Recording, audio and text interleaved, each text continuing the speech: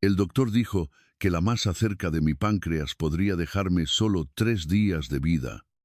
Mi esposa me apretó la mano. Se inclinó lo suficiente para que su perfume ocultara el olor a desinfectante del hospital y sonrió. Por fin, susurró, 3 días más y todo será mío. Mi hijastra miró hacia el pasillo y añadió que ella se quedaría con mi coche. No me moví. Ni siquiera parpadeé. Me limité a clavar la vista en las placas blancas del techo sobre mi cama y a escuchar el latido de la sangre en mis sienes.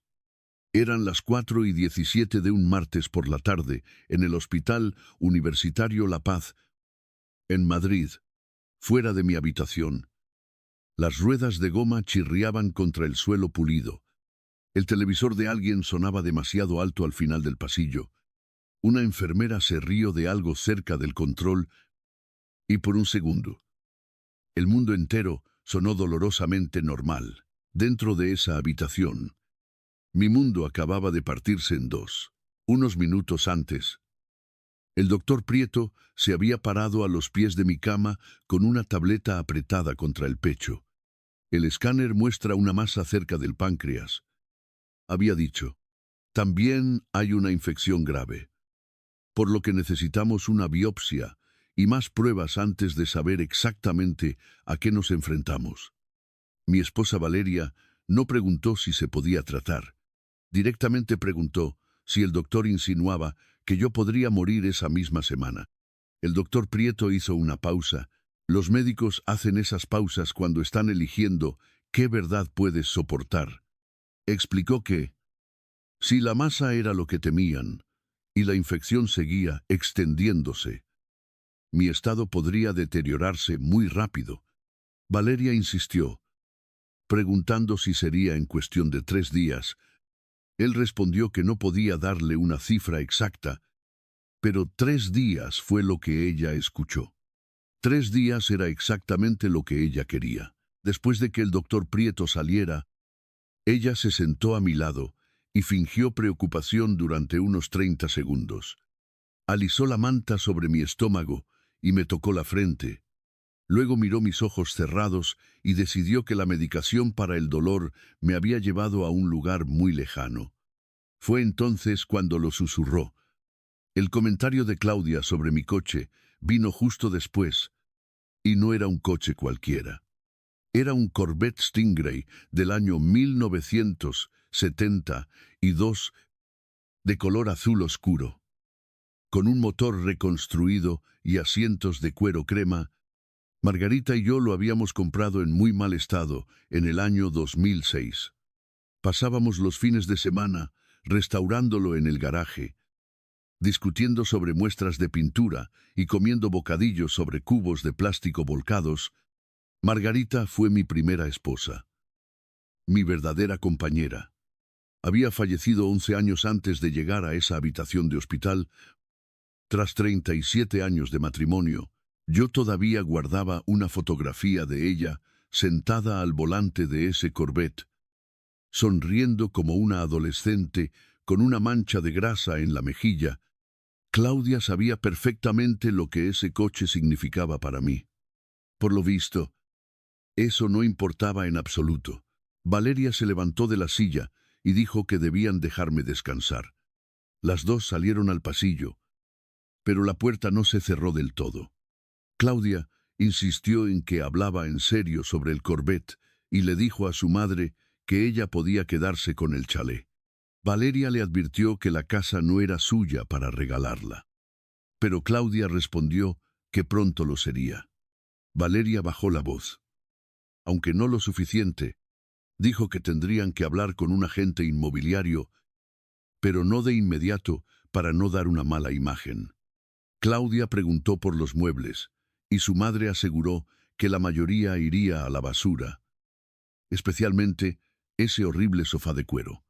Claudia se echó a reír y sugirió que el funeral fuera pequeño. Ya que no había ninguna razón para gastar una fortuna, sus pasos se desvanecieron por el pasillo. Miré mi mano derecha. Valeria la había estado sosteniendo hacía menos de un minuto y la piel todavía se sentía caliente. Esa era la parte que yo no podía entender. ¿Cómo podía sentirse tan cálida una mano cuando la persona a la que pertenecía era tan fría? Yo tenía 68 años.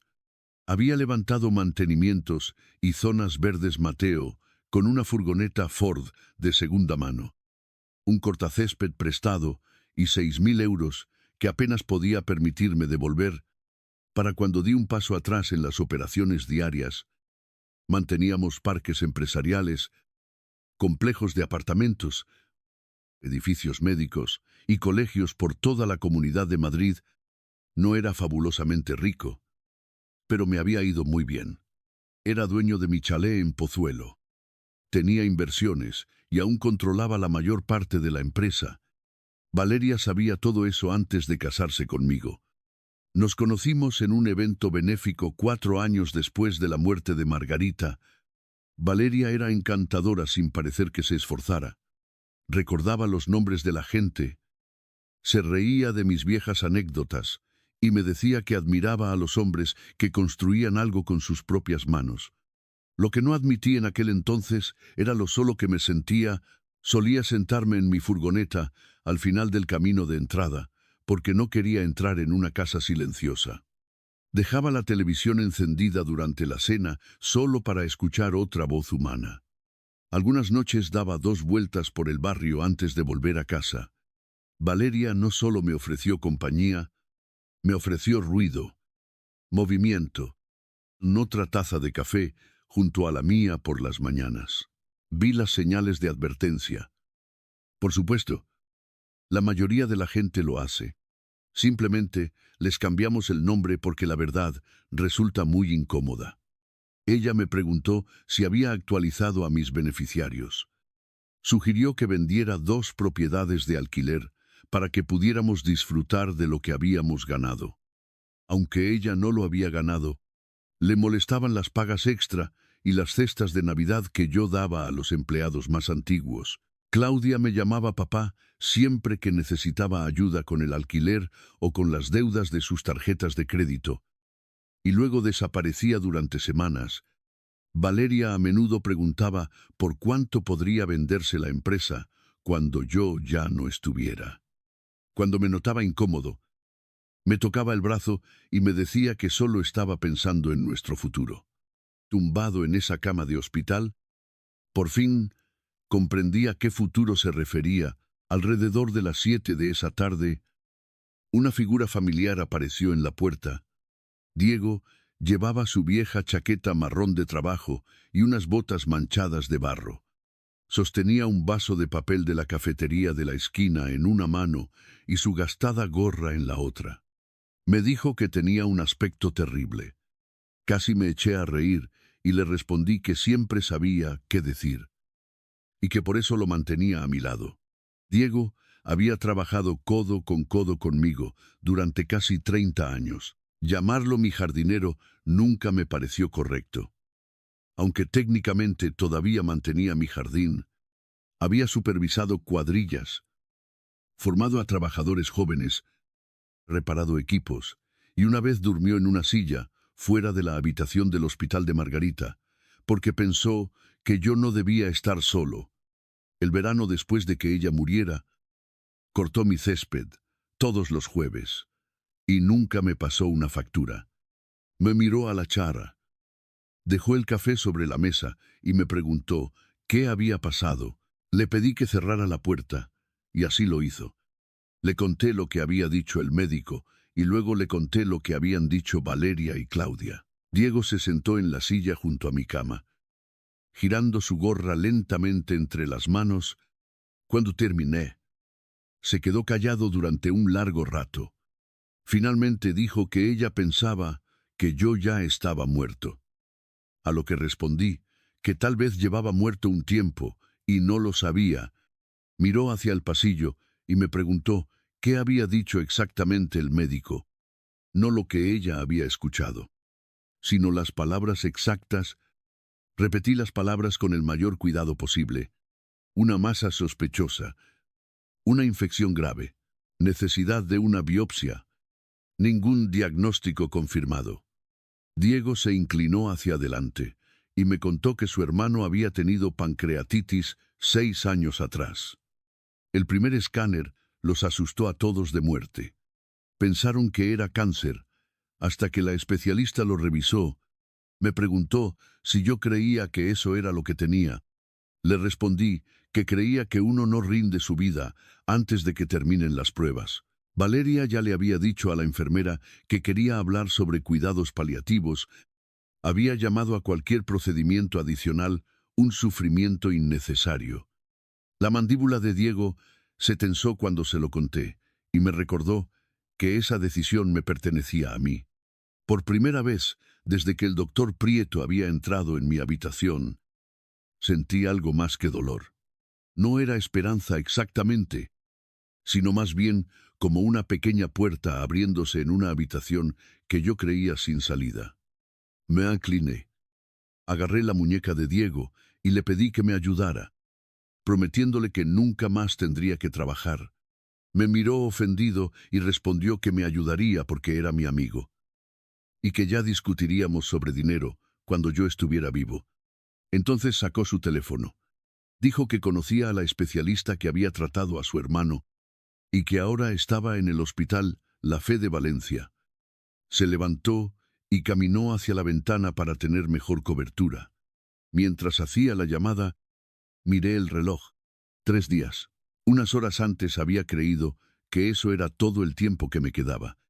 Ahora era el tiempo que tenía para descubrir si mi esposa se preparaba para enterrarme o si simplemente se había delatado demasiado pronto. Diego hizo la primera llamada desde la esquina de mi habitación de hospital, hablando en voz baja mientras yo vigilaba el pasillo.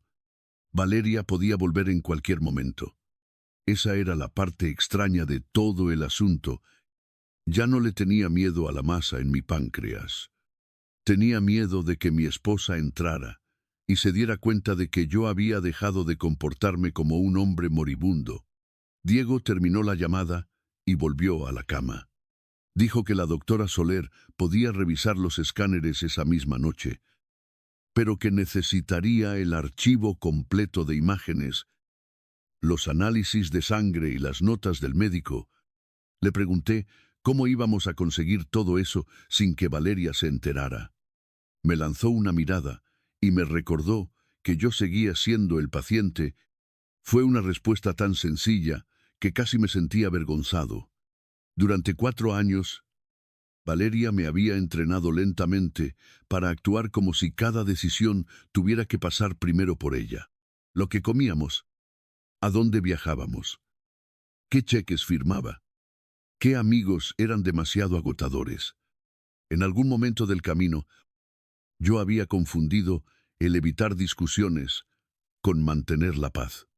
Pulsé el botón de llamada. Una enfermera llamada Carmen entró 1 minuto después. Tenía unos 40 años. Llevaba gafas de montura roja y un portatarjetas con forma de girasol. Le dije que necesitaba que enviaran copias de mi historial a una especialista. Me respondió que por supuesto, pero que necesitarían que firmara una autorización de entrega de historial médico. Le pregunté si solo yo debía firmar. Ella miró a Diego y luego a mí y me confirmó que, como yo era el paciente y estaba capacitado para tomar mis propias decisiones, la autorización dependía únicamente de mí. Sentí que algo se asentaba en mi pecho y le pedí que me trajera el formulario. Carmen salió de la habitación y Diego sonrió levemente. Un paso muy pequeño, dijo. Los pasos pequeños también te sacan por la puerta. Le respondí. La puerta se abrió antes de que pudiera decir nada más. Valeria entró con una bolsa de tela y una expresión de preocupación muy controlada. Claudia la seguía por detrás. Con la mirada clavada en su teléfono móvil, Valeria preguntó de qué puerta estábamos hablando. Diego no perdió el ritmo y respondió que hablábamos de la puerta principal de mi casa, que tenía las bisagras atascadas. Valeria lo miró durante medio segundo de más y comentó que no sabía que yo estuviera para hablar de reparaciones domésticas esa noche. Diego replicó que no sabía que el estar muriéndose cancelara el mantenimiento de una casa. Tuve que girar la cabeza para que ella no me viera sonreír. Valeria dejó la bolsa en la silla de visitas y le dio las gracias a Diego por pasarse, añadiendo que yo necesitaba descansar. Le contesté que yo decidiría cuándo necesitaba descansar. Ella me miró. No era enfado exactamente, sino más bien sorpresa, como si una lámpara hubiera hablado de repente. Luego su expresión se suavizó. Me llamó cariño y me dijo que solo intentaba protegerme. Claudia levantó por fin la vista de su teléfono y anunció que su madre había hablado con alguien para llevarme a casa. Pregunté si se refería a un coordinador de cuidados paliativos. Valeria se acercó a la cama y dijo que solo era alguien que podía explicarnos las opciones.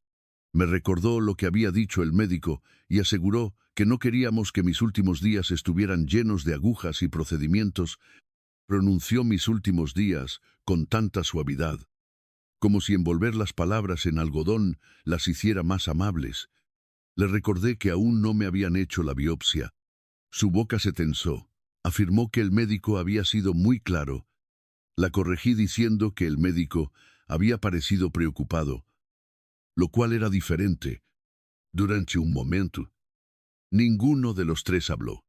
Luego Valeria me tocó el hombro y me dijo que entendía que estuviera asustado. Miré su mano y le contesté que no creía que lo entendiera. Carmen regresó con una carpeta con pinza. Valeria se giró de inmediato hacia ella y le preguntó, ¿qué era eso? Carmen respondió que era una autorización para liberar el historial médico. Valeria quiso saber para qué. Respondí antes que la enfermera, indicando que era para una segunda opinión.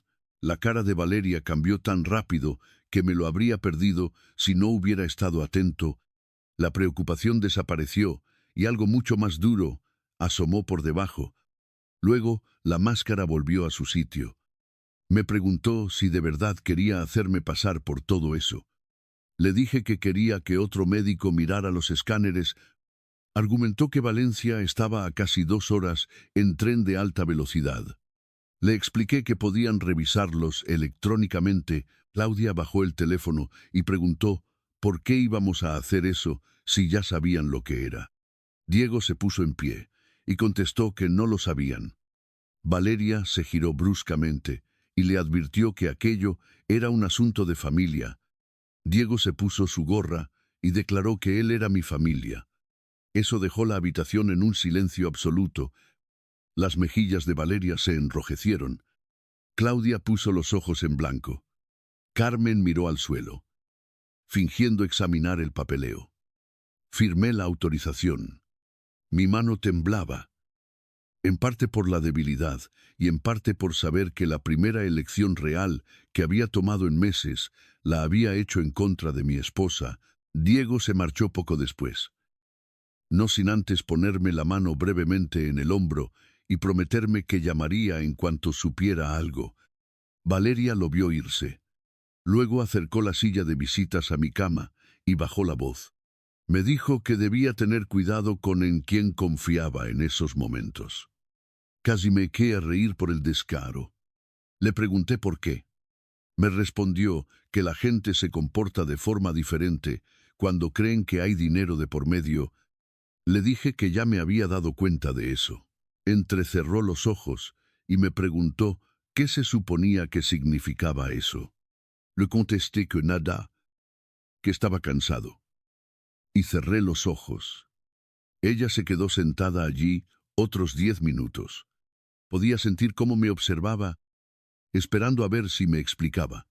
No lo hice. A la mañana siguiente, llegó temprano con café, un ordenador portátil y una carpeta llena de documentos. Para cualquiera que pasara por allí, parecía una esposa devota.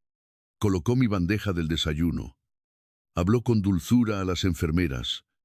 Publicó en las redes sociales una fotografía de nuestras manos entrelazadas, pidiendo oraciones.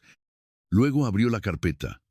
Dijo que eran solo formularios de rutina para poder encargarse de las facturas si yo me debilitaba demasiado. Miré la primera página, un poder notarial general. La segunda le daba un acceso más amplio a las cuentas financieras. La tercera le permitía hablar con los representantes de mi empresa en mi nombre. Formularios de rutina.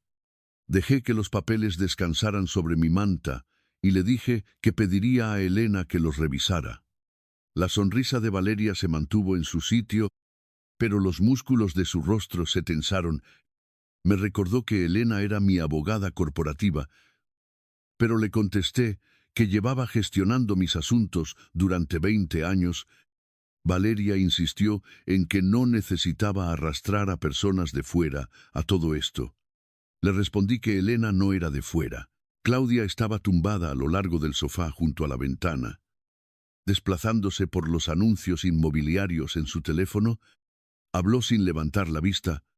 Dijo que su madre solo intentaba ayudarme.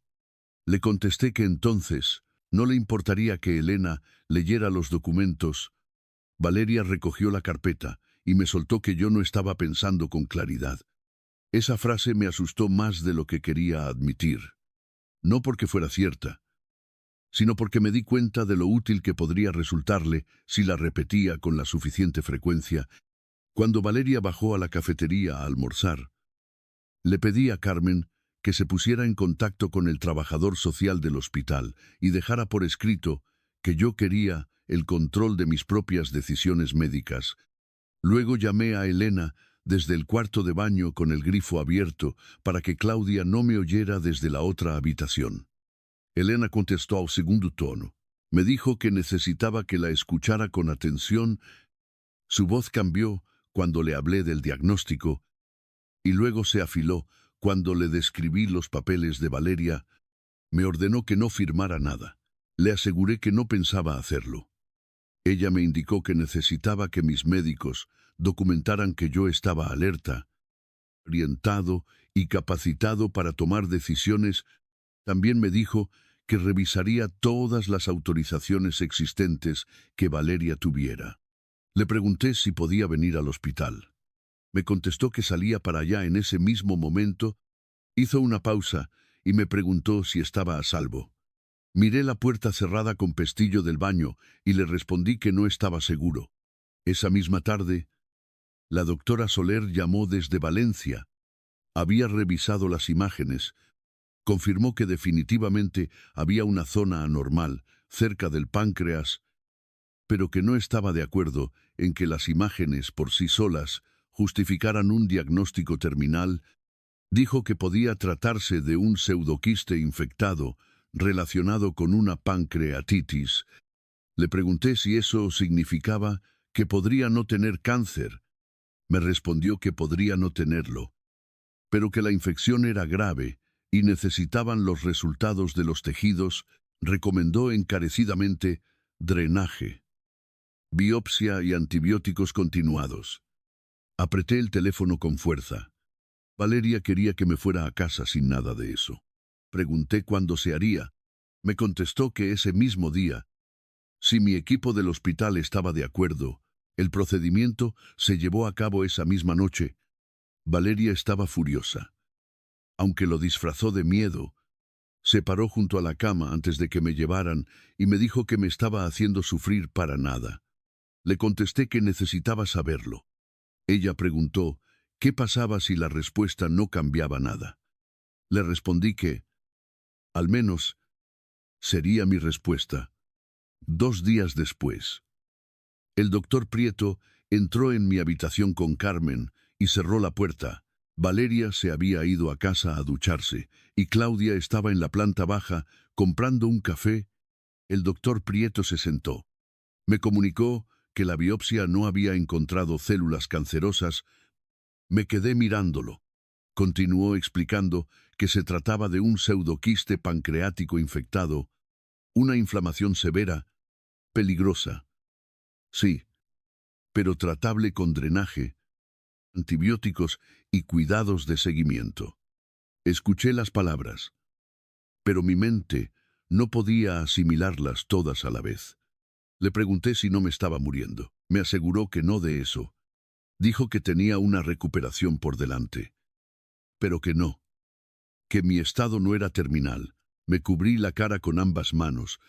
Por un momento, el alivio me golpeó con tanta fuerza que dolió. Luego pensé en la sonrisa de Valeria, en Claudia reclamando el Corvette, en la carpeta de los papeles notariales. Diego llegó 20 minutos después.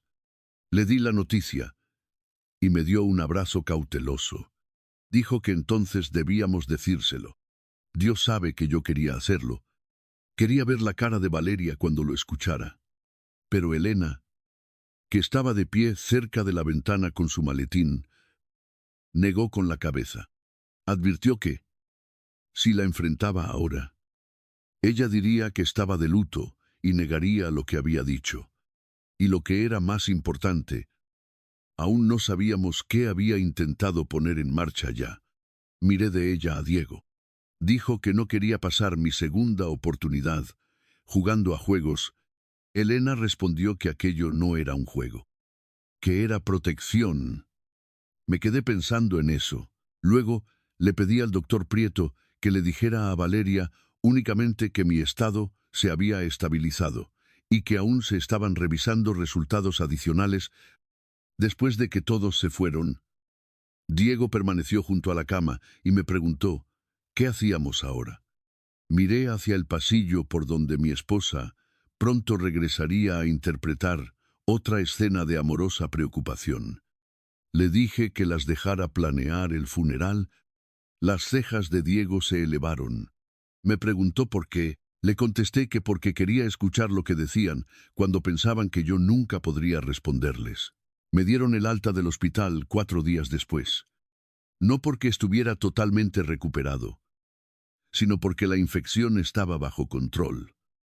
Podía continuar con los antibióticos por vía intravenosa en casa, y la doctora Soler había coordinado todo con mis médicos en Madrid. Valeria casi abrazó a todas las enfermeras de la planta.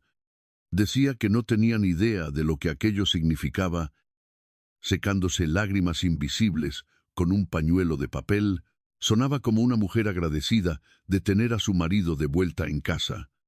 Yo sabía la verdad. Estaba agradecida porque creía que podía controlar el resto de la historia. El aire de noviembre se sentía afilado contra mi cara, mientras Diego me ayudaba a subir a mi Ford Explorer plateado. Me preguntó en voz baja si estaba seguro de que me encontraba bien. Le dije que no. Quiso saber si me refería físicamente, y le contesté que a eso llegaría. Asintió y me preguntó por lo demás. Miré hacia el todoterreno de Valeria, donde Claudia ya se estaba quejando de que el viaje a casa le haría llegar tarde a una cena con sus amigos. Le dije a Diego que no sabía si alguna vez me recuperaría de lo demás. Mi casa ya no se sentía como mi casa. El arce que Margarita y yo habíamos plantado 25 años atrás seguía junto a la entrada, con sus últimas hojas rojas esparcidas por el césped. El columpio del porche, que a ella tanto le gustaba, seguía crujiendo con el viento. Todo se veía exactamente igual. Solo yo había cambiado. O tal vez, por fin había empezado a ver cosas que siempre habían estado ahí. Valeria se apresuró a entrar primero y anunció que iría a preparar la habitación de invitados.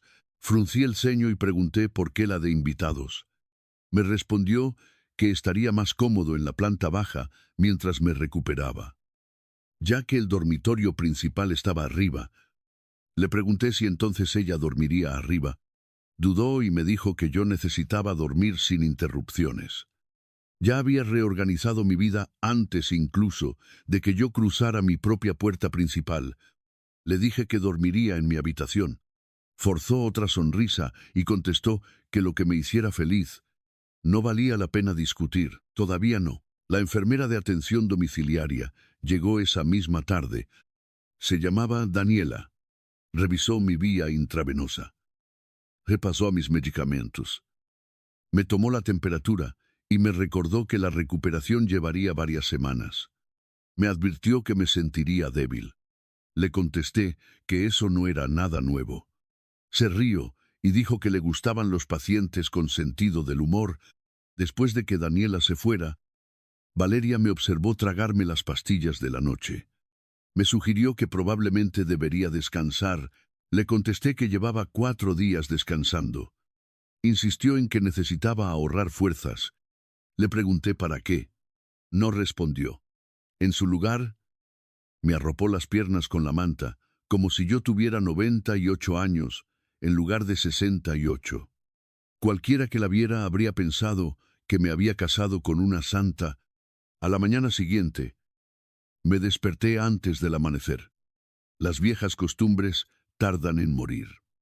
Durante 40 años, había empezado mis mañanas antes de las 6. Incluso después de jubilarme, mi cuerpo seguía creyendo que el alba pertenecía a los hombres trabajadores. La casa estaba en silencio. Demasiado en silencio. Bajé las escaleras con mi bastón, moviéndome lo suficientemente despacio para que las tablas del suelo no se quejaran. Al llegar a la cocina, escuché voces que venían del comedor. Valeria y Claudia. Ninguna de las dos sabía que yo estaba despierto. Claudia comentaba que el agente inmobiliario podía venir el jueves siguiente.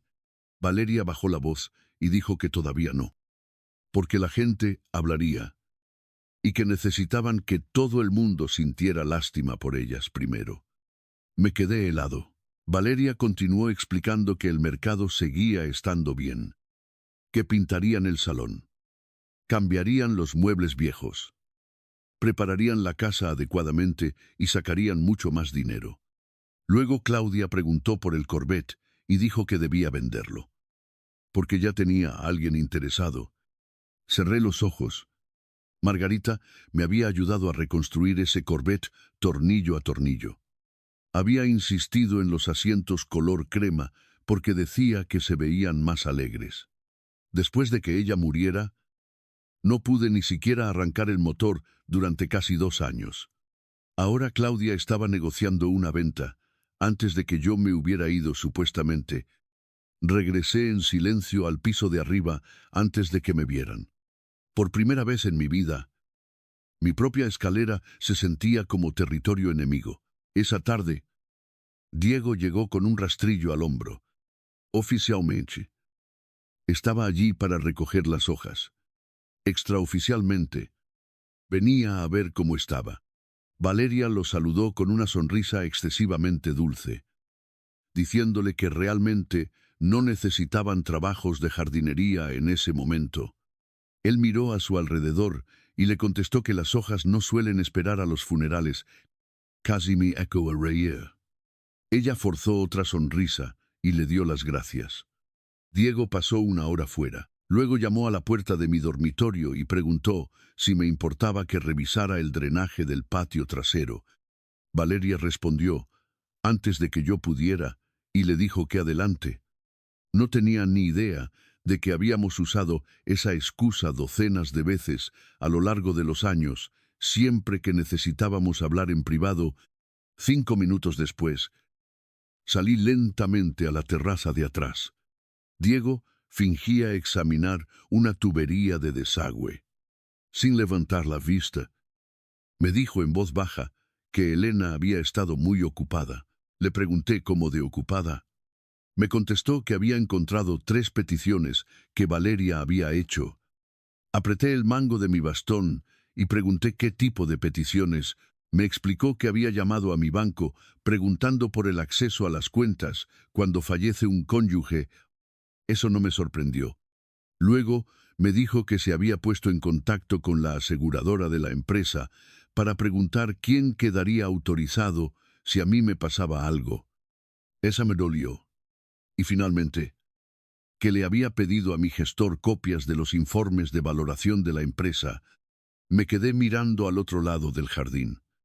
Se movía rápido. Planeaba con antelación. Diego por fin me miró y me aseguró que no había conseguido nada en realidad. No todavía. Sonrió levemente y añadió que no lo había conseguido porque Elena había bloqueado todas las puertas antes de que se abrieran. Dejé salir el aire lentamente. Por primera vez desde que salí del hospital, sentí algo parecido al alivio.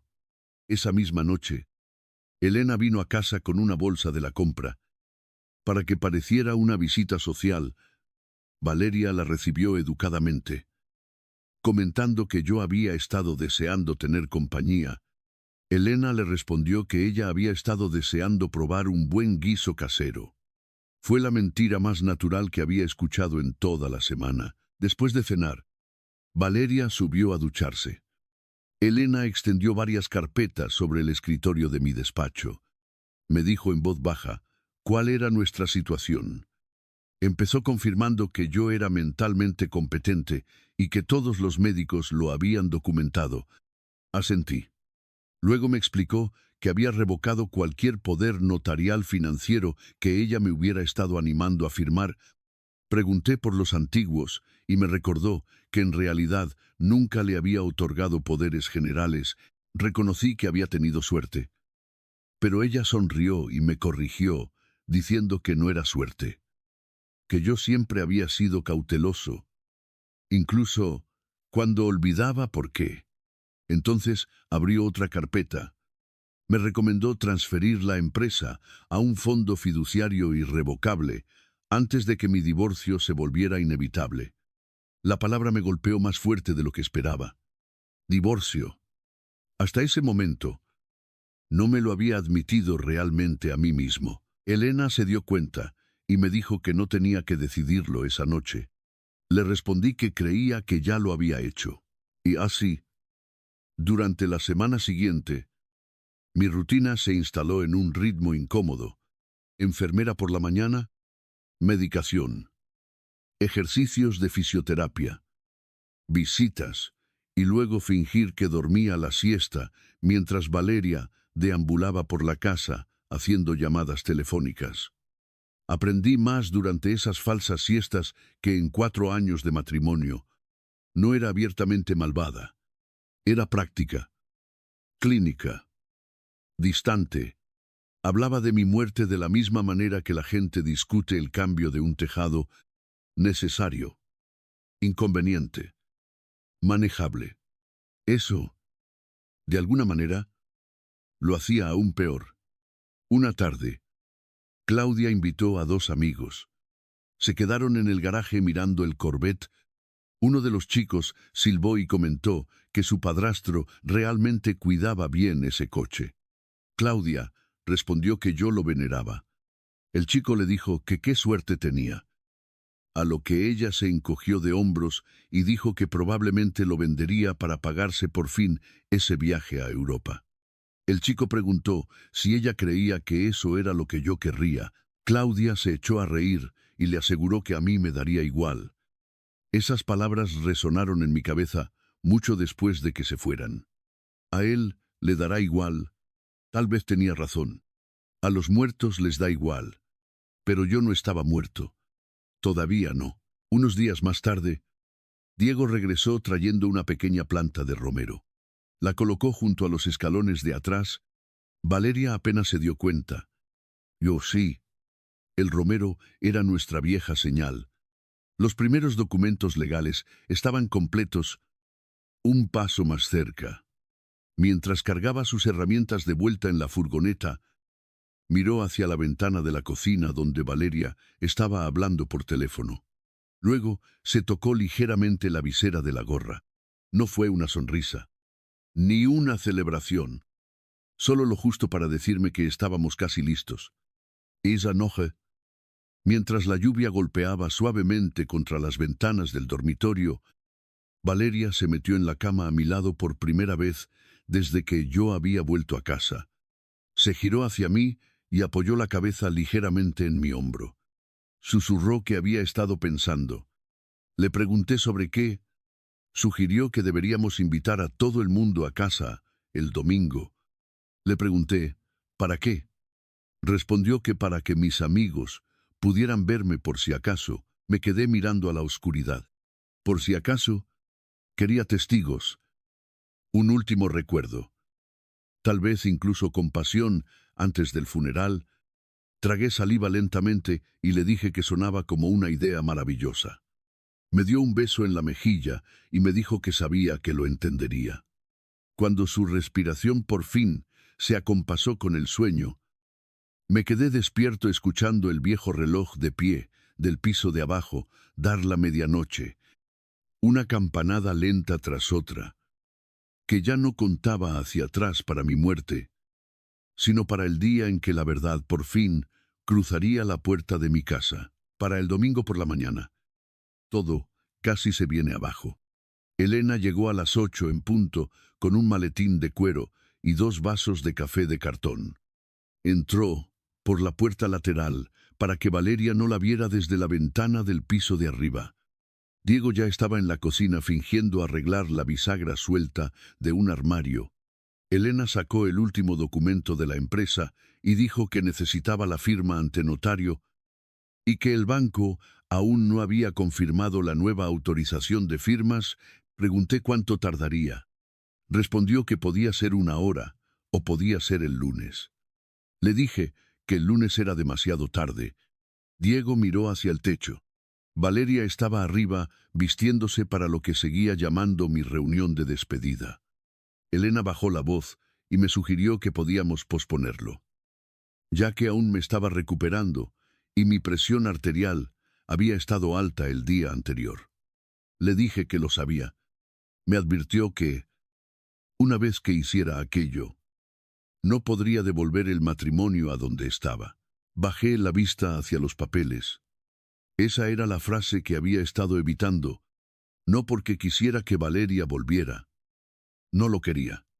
Pero acabar con un matrimonio, incluso uno malo, se sentía como admitir que había fracasado 2 veces. Primero, por confiar en la persona equivocada, luego, por quedarme el tiempo suficiente para que ella creyera que podía controlarme. Diego cerró la puerta del armario y me dijo que no tenía por qué avergonzarla, que solo tenía que impedir que contara su versión a todo el mundo cuando yo me hubiera ido. Le respondí que no me iba a ninguna parte. Él contestó que lo sabía, pero que ella no.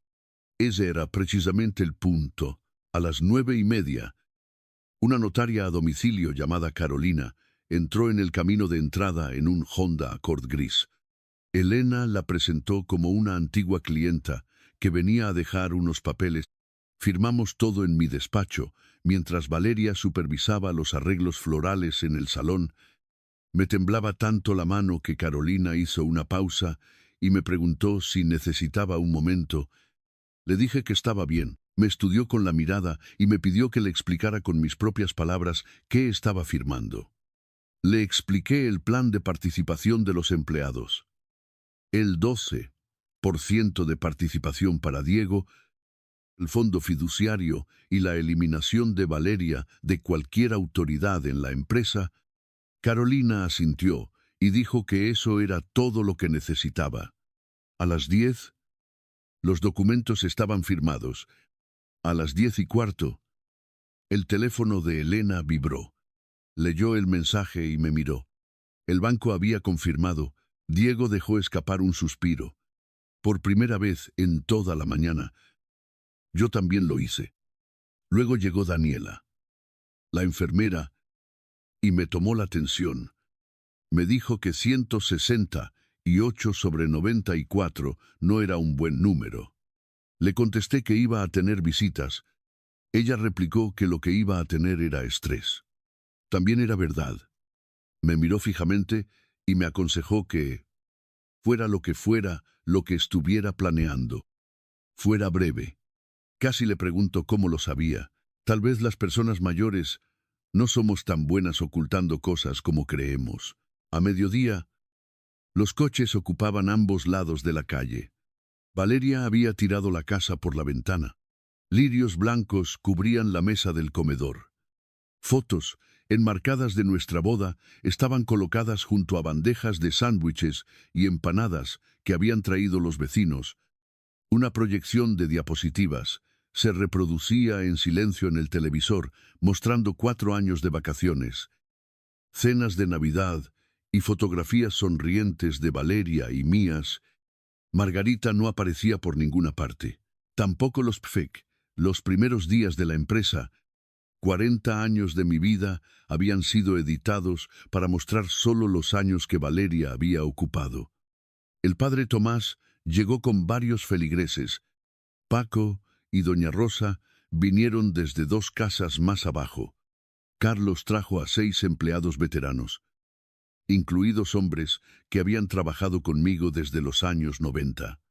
Claudia apareció tarde vestida de negro. Aunque yo todavía estaba vivo, su novio, un tal Iván, la siguió hasta el garaje. La oí susurrarle que no tocara nada, que ese coche ya era prácticamente suyo. Carlos también lo oyó. Me miró a mí, luego a ella, pero no dijo nada. Valeria se movía por la sala aceptando abrazos. Rosa me dijo en voz baja que había sido muy fuerte. Miré al otro lado de la habitación hacia mi esposa y le di la razón. Sí, lo había sido, alrededor de la 1:30. Valeria golpeó su copa con una cuchara. La sala se quedó en silencio. Se colocó junto a una fotografía grande del día de nuestra boda. Empezó dando las gracias a todos por venir y afirmó que yo quería tener a la gente que amaba a mi alrededor mientras todavía tuviera fuerzas para disfrutarlo. Yo jamás había dicho eso.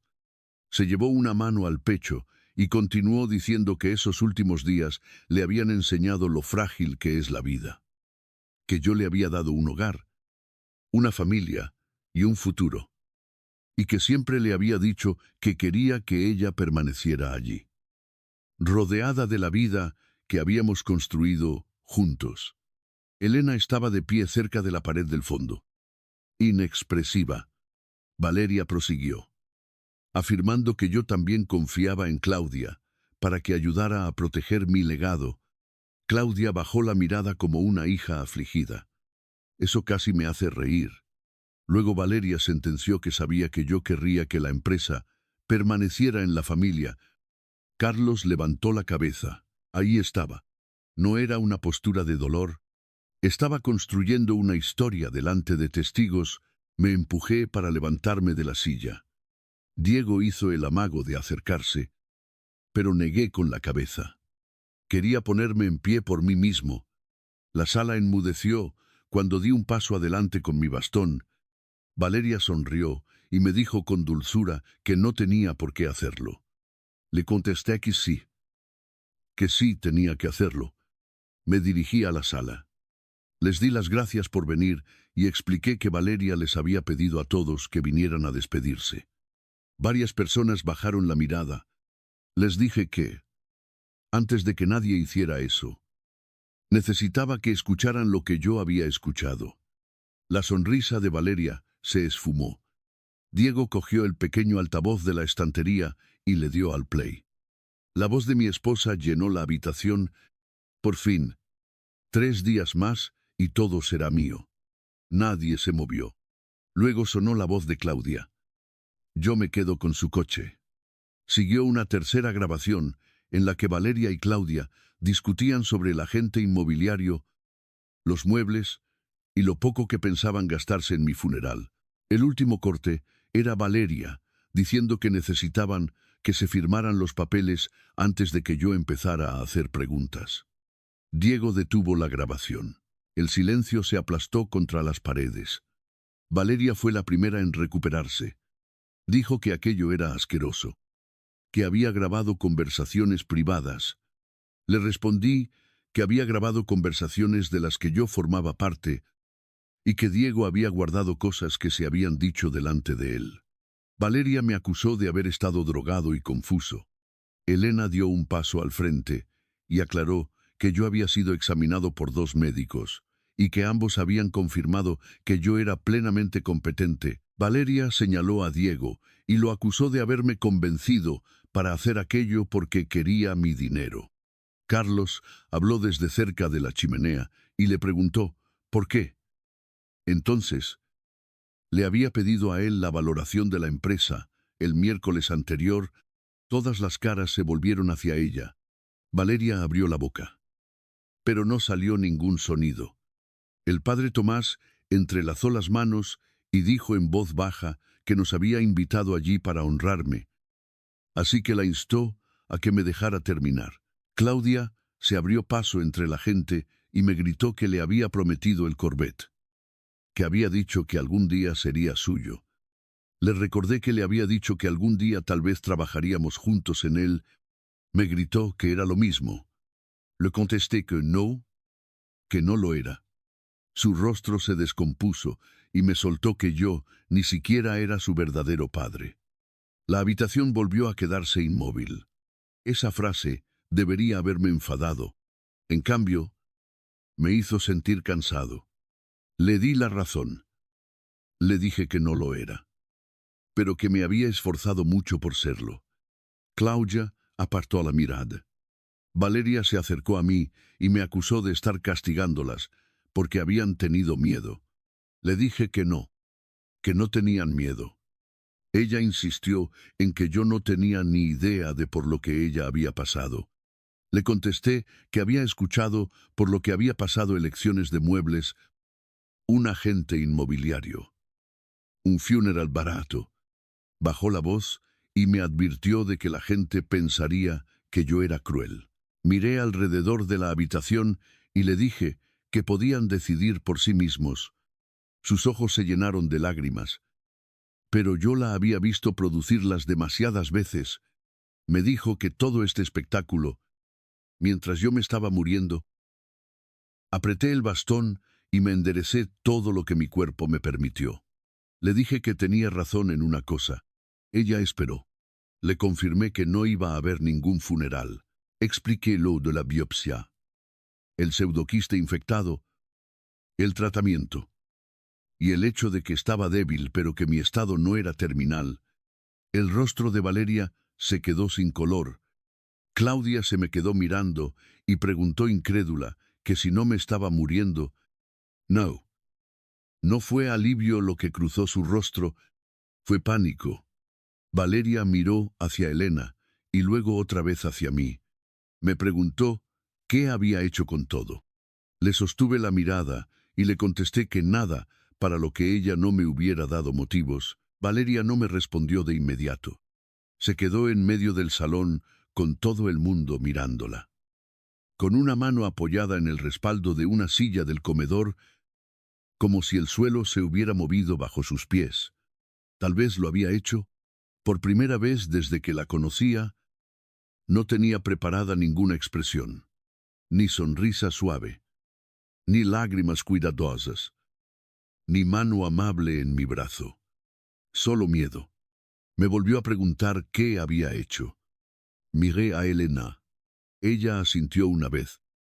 Así que se lo conté a todos, no cada detalle legal.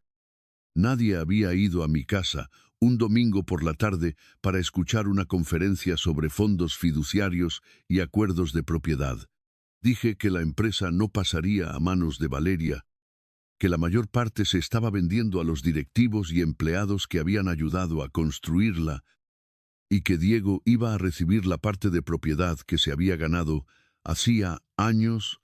Diego miró al suelo. Odiaba que lo elogiaran en público. Añadí que el resto de mis intereses comerciales se habían puesto fuera del alcance de cualquier, excepto de las personas y programas para los que habían sido creados. Claudia se cruzó de brazos y preguntó por el Corvette. Le anuncié que sería subastado. Levantó la cabeza de golpe y me dijo que no podía hacer eso, que era su coche y que yo sabía que lo quería. Le respondí que sí, que eso había quedado muy claro. Algunas personas apartaron la mirada para ocultar una sonrisa. Expliqué que las ganancias financiarían la formación en oficios cualificados para veteranos y trabajadores jóvenes que no pudieran pagar la matrícula. Claudia abrió la boca y luego la cerró. Valeria se acercó y preguntó qué pasaba con la casa. Le aseguré que recibiría todo lo que la ley y nuestro acuerdo estipularan, ni un céntimo menos. Ella esperó a que yo terminara. Y ni un céntimo más. Añadí. Ese fue el momento en que lo entendió. No la había dejado en la miseria, no había ocultado dinero, ni había cometido ningún acto desesperado que un tribunal pudiera revertir fácilmente. Simplemente había dejado de recompensarla. Había una gran diferencia. Valeria miró alrededor de la sala, tal vez esperando que alguien la defendiera. Rosa miraba fijamente la alfombra. El padre Tomás apretaba los labios en una fina línea. Carlos estaba de pie junto a dos encargados veteranos con los brazos cruzados. Nadie dio un paso al frente. Eso pareció dolerle más que cualquier cosa que yo hubiera dicho. Cogió su bolso y le dijo a su hija que nos íbamos. Claudia no se movió y preguntó por sus cosas. Valeria se giró hacia ella y le gritó que se iban. Salieron juntas. La puerta principal se cerró de un portazo tan fuerte que hizo vibrar la fotografía de la boda en la mesa de la entrada. Diego la miró y comentó que aquella bisagra seguía suelta. Una risa de sorpresa recorrió la habitación. Fue el primer sonido honesto que alguien había hecho en toda la tarde. Las semanas siguientes no fueron limpias ni satisfactorias. La vida real rara vez termina cuando el villano sale por la puerta. Valeria contrató a un abogado matrimonialista en menos de 48 horas. Afirmó que Diego me había manipulado. Les dijo a nuestros amigos en común que yo me había vuelto paranoico después de mi estancia en el hospital. Exigió otra evaluación de capacidad mental y cuestionó si yo había entendido los documentos que había firmado, así que me sometí a las entrevistas. Respondí a las mismas preguntas una y otra vez. ¿Qué día es? ¿Quién es el presidente del gobierno? ¿Puede explicar sus bienes? ¿Entiende las consecuencias del divorcio? Tenía ganas de contestar que sí, que las entendía mucho mejor que las consecuencias del matrimonio, pero me lo guardé para mí. Mis médicos confirmaron que yo era competente. La notaria aportó sus notas. Elena había documentado cada decisión con sumo cuidado. Las grabaciones siguieron siendo útiles, no porque demostraran un delito, sino porque hacían difícil de creer la afirmación de Valeria de que actuaba por una preocupación devota. Aún así, el proceso me fue desgastando. Hubo noches en las que consideré pagarle lo que quisiera solo para que las llamadas de los abogados se detuvieran. Una noche, estaba sentado a la mesa de la cocina, rodeado de sobres legales, con mi bomba de antibiótico descansando junto a mi silla.